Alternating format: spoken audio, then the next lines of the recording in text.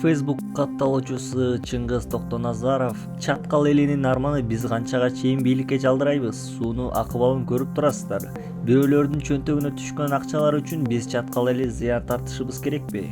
Кана ким жооп берет?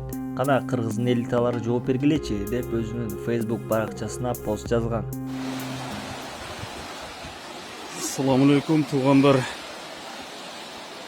Мына бул Чаткал дарыясы баягы кече Чара көлүндө эле эч кандай жыйынтык болгон эмес окшойт. Булар элди тоготпой атабы же кандай фирма? Бир чарасын көрөлү туугандар. Эртерээк кыймылдабасак болбойт окшойт.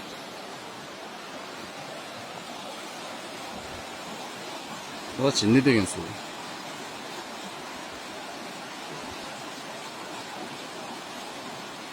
Достор, видеону бөлүшүүнү унутпаңыздар.